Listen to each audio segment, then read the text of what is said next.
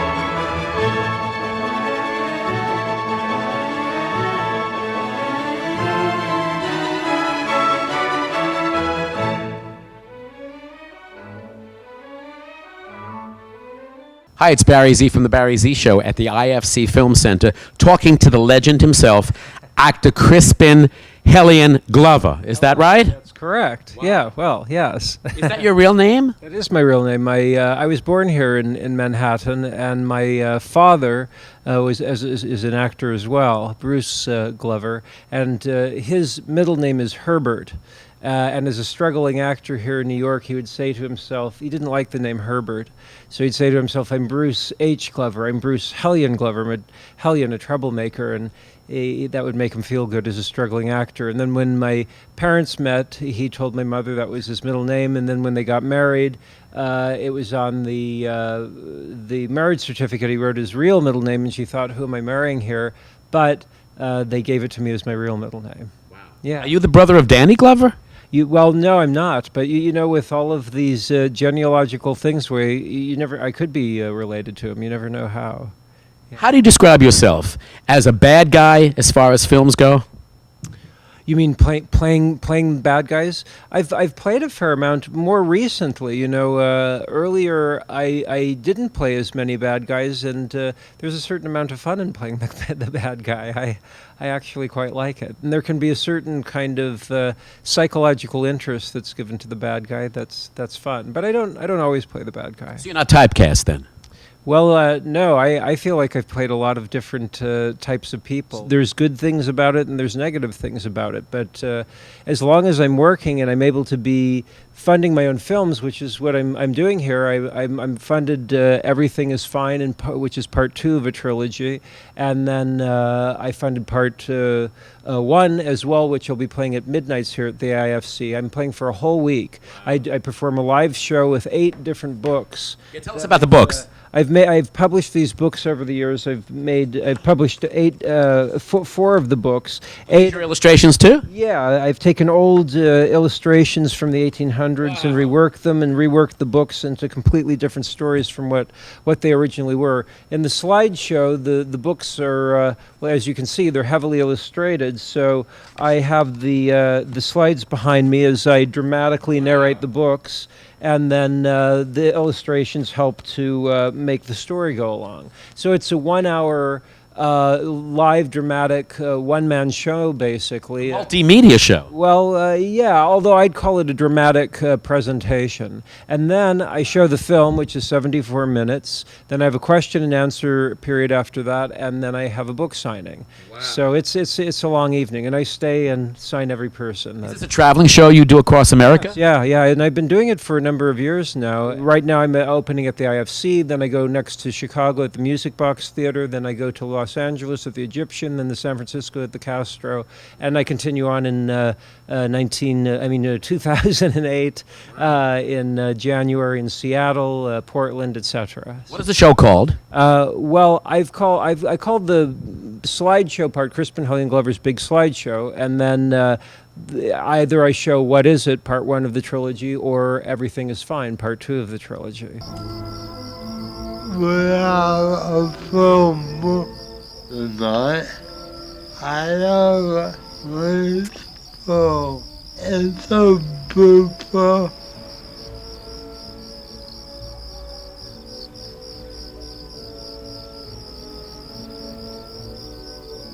Yes, it is.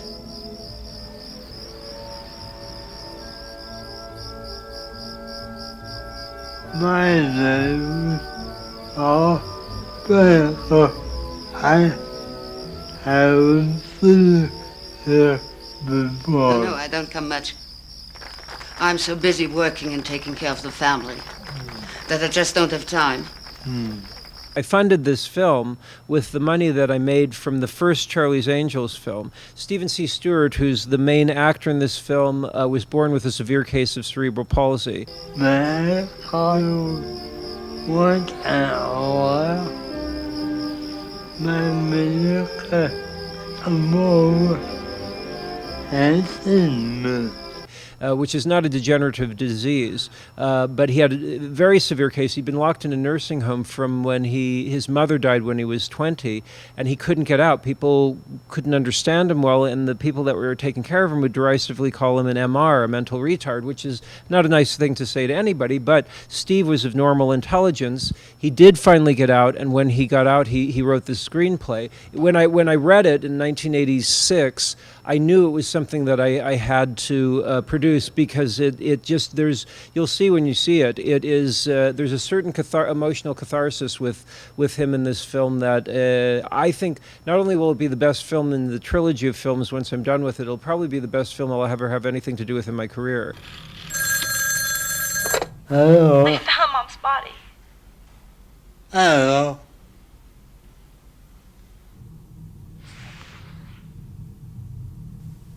Dad went down to identify the body. I'll be right up. No, don't. You know how Dad is. If you come, we would both get it. I baby, but yeah,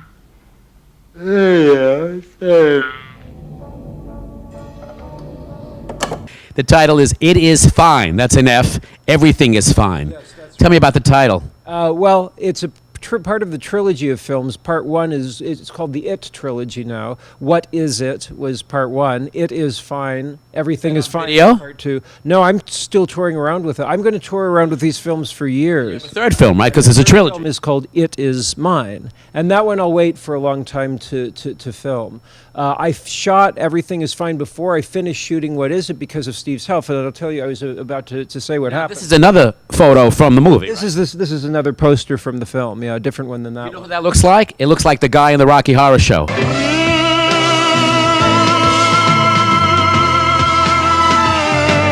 But What is this film about? well, when Steve got out of the nursing home, he wrote this screenplay, and it's written in a genre style, kind of like a murder movie, mystery television movie from the 1970s. But Steve plays the bad guy, and he's very difficult to understand, as he was in real life. Please.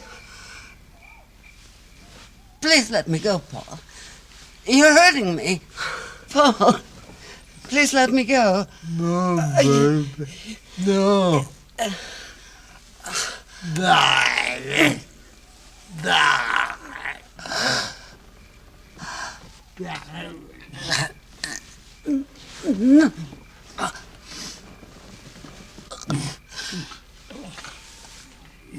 But in this fantasy that he's written, all of these women, beautiful women, understand him readily, and they find him immediately attractive, and they find themselves compelled to want to have sex with him.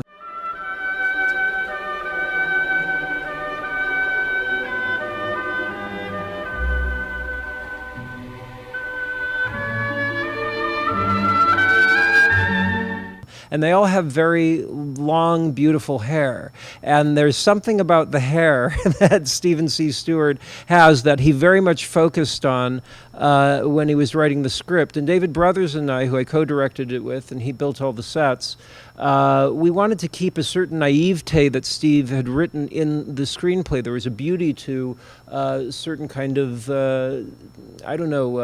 naivete to the way that he told the story. I wonder if it's too late to call off our date tonight.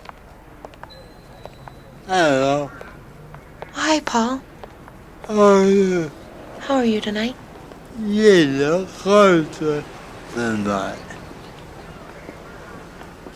Thank you.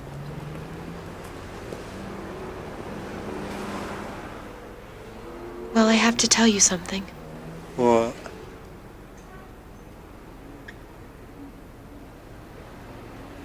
I'm breaking our date. Why? Well, you never know.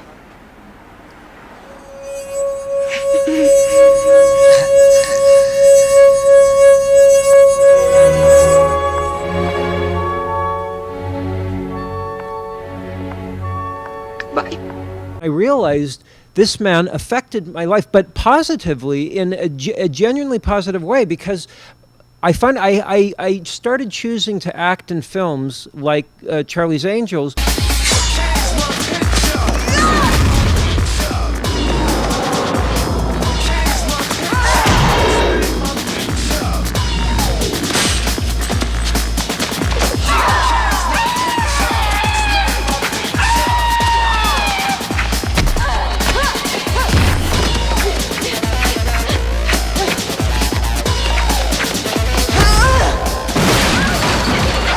By funding the Stephen C. Stewart film and having this need to do this, Charlie's Angels made a lot of money. It was excellent for my career. I got the part of Willard. You made me hate myself. I thought a lot about it. Hating myself? Well, right now, this moment, I like myself. Now I'm in this movie Beowulf. You're in Beowulf! What role do you play in Beowulf? Grendel, the famous monster character. And it's a great part. Angelina Jolie plays my mother, Anthony Hopkins plays my father, and Ray Winstone plays Beowulf. And it was a great, and that was the first time I'd worked with Robert Zemeckis since working in Back to the Future. So I was only in the first Back to the Future film. Hello? Hello? Anybody home? Think, McFly. Think. I gotta have time to get them retyped. Do you realize what would happen if I handed my reports in your handwriting? I'll get fired. You wouldn't want that to happen, would you? Would you? Of course not, Biff. Now, I wouldn't want that to happen. Now, look, I'll finish those reports on up tonight, and I'll run them on over first thing tomorrow, all right? Hey, not too early. I sleep in Saturday. Oh, McFly, your shoes untied. Don't be so gullible, McFly. What was the budget for this? When it's all done, I will have probably spent, well, it is all done, about $200,000. So the way that I recoup is by touring around with my film. And really, it's not going to be on the box office from the film, but the fact that I play perform the slideshow and I sell the books, and that's really what I'll recoup the money. Do you have a distributor for this, or it's self-distributed? I am the distributor. Yeah, because there's graphic sexuality in both part one and this film. The part one, I wanted to foreshadow the graphic sexuality in this film. It does make it more difficult to have a larger size distributor, and really any of the smaller size distributors would have less wherewithal than I will personally have with the film. And I'll be touring with these movies for years. My ex has been coming around a lot, and I don't like it. Paul, I don't want him in the house while I'm away. I would appreciate it, Ev. When you check in on the kids, if you know he's here, please call the police. I'll tell Karma about it, so she'll understand. But if you want me to, I will. You better rest. Maybe you're right. I need to go over a couple of things. Okay. What somebody said to me is you got to ring up YouTube. I said, what do you mean? If you're interviewing Crispin Glover, you need to ring up his YouTube segment on the Letterman Show. Tell me about that. Well, you know, I like to, the things that I put forth. I had a record come out. I've published these books, and I've made these movies. The first film is a title that has a question. What is it? And the record was called "The Big Problem Does Not Equal the Solution. The Solution Equals Let It Be." People had to figure out what the big problem was. Things that I genuinely put forth. I like to have there be a mystery. And the David Letterman thing. People have opinions. They say, "Oh, it's this thing or that thing," and it's not dissimilar from my film. Where if I say, "Well, it was this," it kind of ruins the fun of what it was. So I said you were high on acid while you were doing the interview. That people do say that, but Is it true? Well, I'm all for it, you know. Well, you know, the thing of it is if somebody is on LSD, generally they have a more paranoid kind of quality where they would tend toward being quiet, and they would tend toward being kind of introspective, and that's not the element that's happening in that show. So if I was looking at it from the outside and I was just trying to strictly analyze this as what is this scientifically, I would say that was a bad scientific diagnosis of Were you on drugs at the was time? happening. Well, again, if I tell people what it was or wasn't, then I ruin the fun. Generally, what I say is I don't confirm or deny whether I was on the show. Just let's quickly go over your screen credits. You're in Beowulf right now, right? That's correct. You were in one of my favorite movies, Nurse Betty with Renee Zellweger. I enjoyed that. Open up. I got to ask you some questions about Betty, all this you know, mess. I really think it's just important to really, find out if you looked inside of great the, time. Hey! Hey! Don't give me that! I've come 2,000 miles for this. You probably flew. Come on. I crossed the river Styx to find her, pal. I traveled the fucking country to get here. Who are these idiots? That's Roy Austry. He's a reporter, and that's Sheriff Ballard. He, we went to Fair Oaks High. Dead man? Yeah, I worked with Jim Jarmusch in that. look out the window.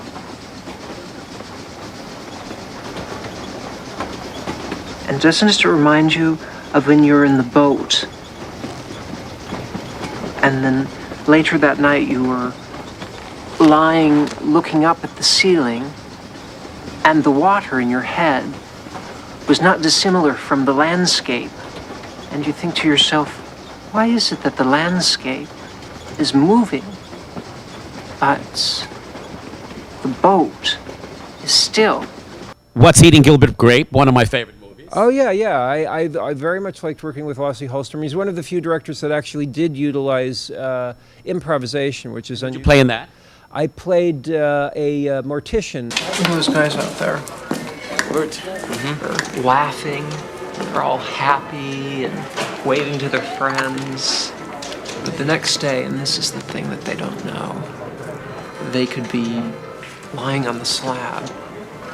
It's kind of harsh, but it's kind of fun too. And you were Andy Warhol in the Doors movie. I had met Andy Warhol at Madonna and Sean Penn's wedding, and I stood back and watched him after I met him, and I thought to myself, he would be a very interesting character to play sometime. And when that happened, I went after that role.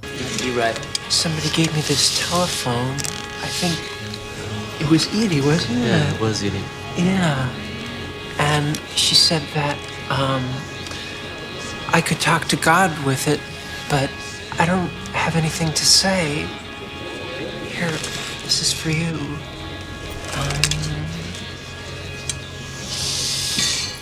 No, you can talk to God.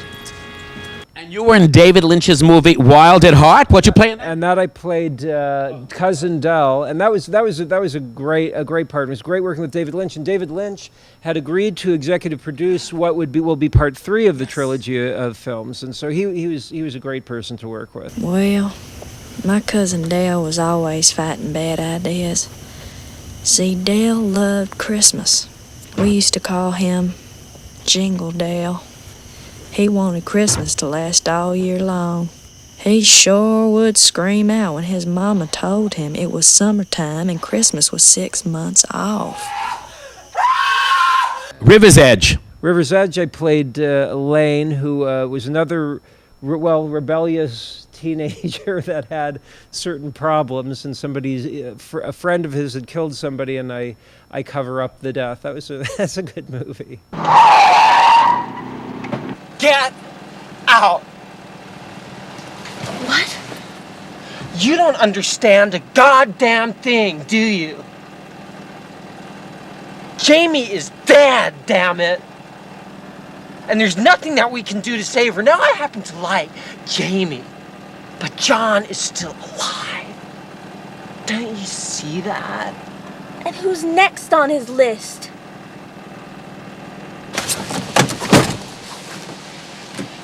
Are you best known for George McFly in Back to the Future? Well, it certainly is the movie that made the most money that I've been in, and people still recognize me from it. Hey, McFly! What do you think you're doing? Biff. Hey, I'm talking to you, McFly, you Irish bug. Oh, hey, Biff. Hey, guys. How are you doing? Yeah, you got my homework finished, McFly? Well, actually, I figured since it wasn't due till Monday. Hello? Hello? Anybody home? Hey, think, McFly, think. I gotta have time to recopy it. You realize what would happen if I hand in my homework in your handwriting? I'll get kicked out of school. You wouldn't want that to happen, would you? Would you? Well, now, of course not, Biff. I wouldn't want that to happen. So what are you looking at, butthead? Friday the 13th, the final chapter. Yeah, that was... Jason? No, I was one of the teenagers that was killed. No way, not tonight. No way, not today. Just 'cause you play it Care to cool. dance? Don't think you got this fool tonight. Good. Alright. Oh, good. Don't ask me to stay. Don't think you got it made. No, no. You're wrong. 'Cause you can't make it anymore. We love you, Crispin Glover. You're incredible. You're an inspiration to me and a legend for the whole world. Well, I appreciate it. And I'll be touring with both What Is It, Everything Is Fine, and Crispin Glover's big slideshow for years to come.